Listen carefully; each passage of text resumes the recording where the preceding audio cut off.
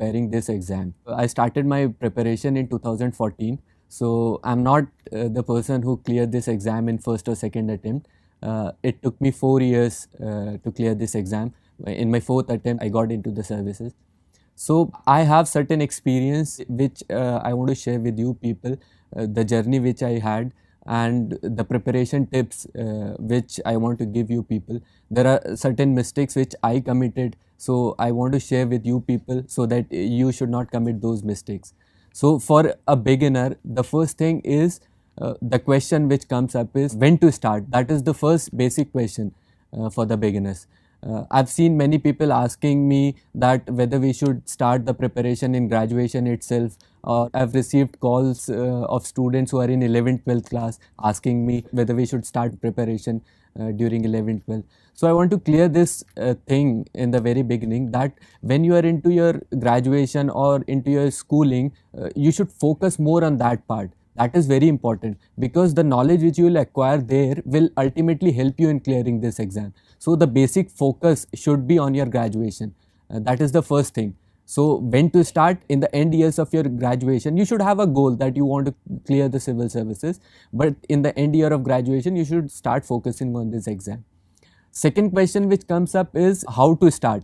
That is a very important question, because the syllabus is very vast and it is very difficult for the beginners to understand the pattern of this exam. So here in this video, I am going to share some mistakes which I committed, so that you can have a good overall plan for clearing this exam. So first thing is, you need to understand certain things before starting your preparation. And the first thing you need to understand is the time period. At least 2 to 4 years are required for clearing this exam. Say if you clear this exam in first attempt also, then also it requires 2 years, because you start your preparation, then the whole circle of exams completes in 1 year, and up to the time you go to the academy, it takes around 2 years. So you should have this period in your mind, that it will take minimum of 2 years and it can go up to 4-5 years. So you should be ready for that. That is very important, first thing that you need to understand. The second thing is, as everyone knows, UPSC is called as the mother of all exams. So you require ruthless determination in this exam. Everyone knows it's a fact that the success ratio of this exam is very less, to the tune of 0.1%. Lakhs of candidates appear in this exam and only few get selected. So ruthless determination is what is required for this exam. So this is second most important thing.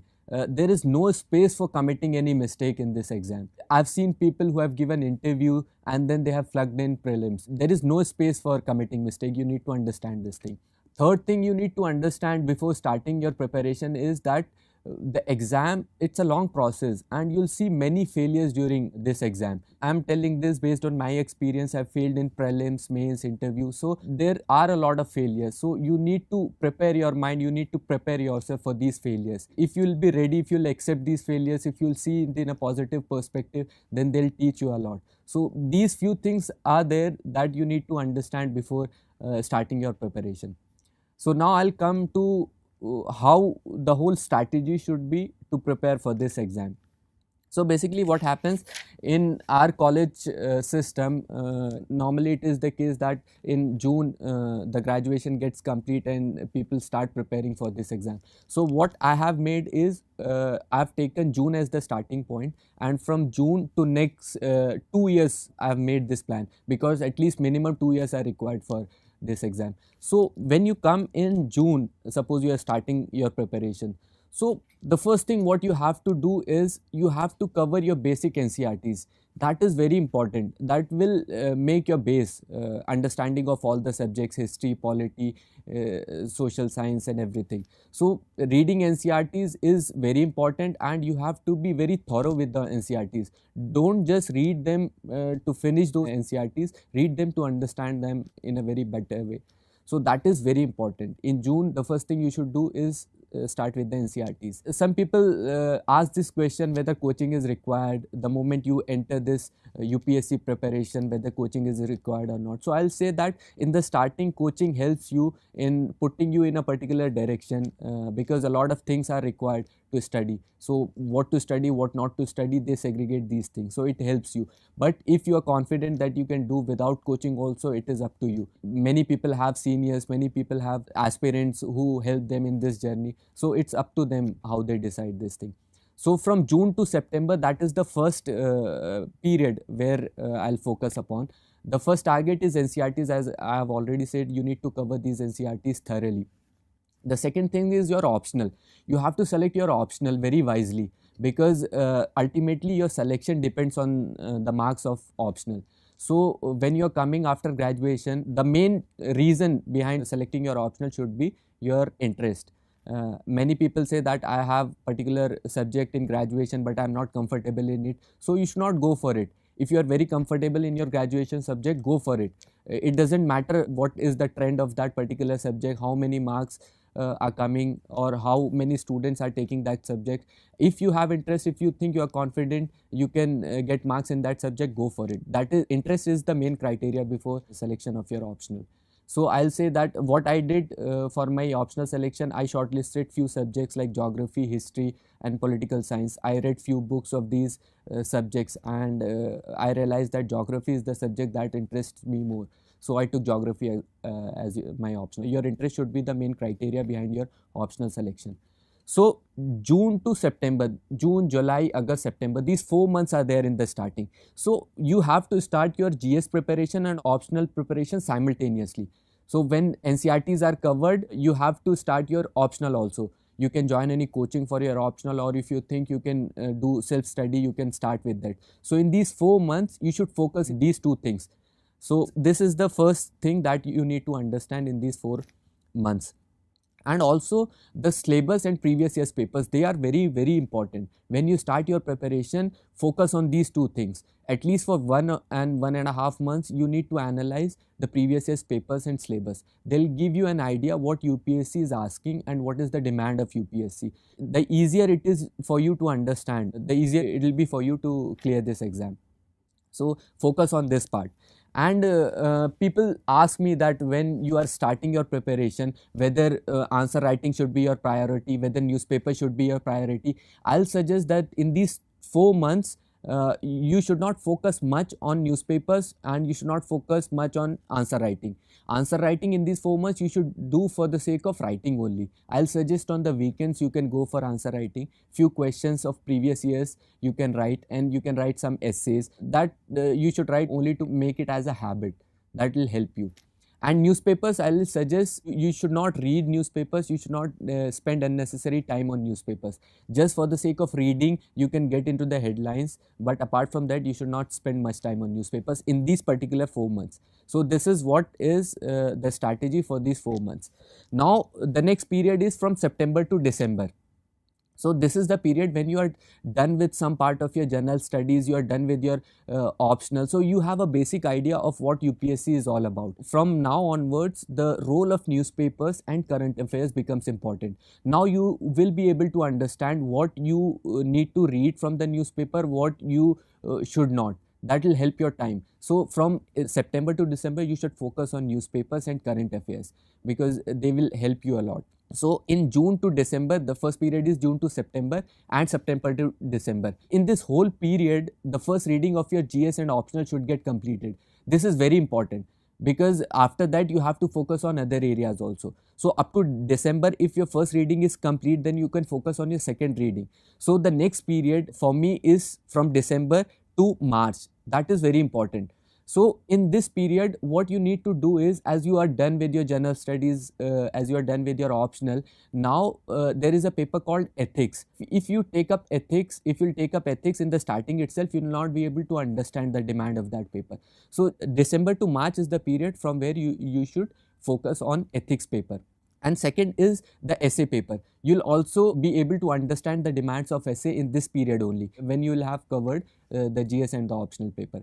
And in this period only, the second reading should get completed from December to March. Because revision is very, very important. You should understand this thing that whatever sources you have, whatever things you are reading, you should concise it as much as possible. Because unnecessary going for different books, going for different magazines will not help you. You should concise your syllabus and revise it as much as possible. And in this period only you should develop this habit of note making. That is very, very important. So note making is something that will help you in mains as well as in prelims also. So in this period you should focus on your notes making. In another video I'll take up how to make notes. In this video I'm taking up what strategy you should follow. So this is the period from December to March where the second revision should be done, and the ethics and essay paper you should get an idea of, and you should start preparing your notes. So the next period, which is from March to June, usually the prelims is in June. So March to June should be solely dedicated for prelims. What happens that when you're starting in June and preparing up to next June, you have an integrated study. You focus on prelims, you focus on mains, everything you do. So in this particular period, March to June, you should focus on prelims only. So this is very important. So for prelims, you should do test series as much as possible. They are very, very helpful. They'll help you in getting an idea about what kind of questions comes in the exam, and they'll help you in developing that thing, that how you are going to tackle this exam in the examination room. So test series is very important. Second thing which you should focus in this period is the time management. How you are going to manage your time. I've seen people who have flunked prelims and who were doing very good in the test series, and the only reason why it happened was because they were not able to manage the time because of the pressure which was there in the examination room. So this is very important. Third thing which you should focus in this period is the books in which the objective part of syllabus is more. For example, Spectrum of History is there, which covers the minute details which can be asked in the exam, and also these things are usually we forget these things, so you have to revise these things again and again. So Spectrum, Lakshmikant, and all these books which contain objective things, they need to be revised again and again in this period. So this is how you should strategize the things. Now the prelims day is in June, so up to June your whole strategy is fixed. As soon as you give the prelims, the main thing is you come and check the answer key whether you are clearing it or not. So it is important that you should start your preparation of mains from that day itself.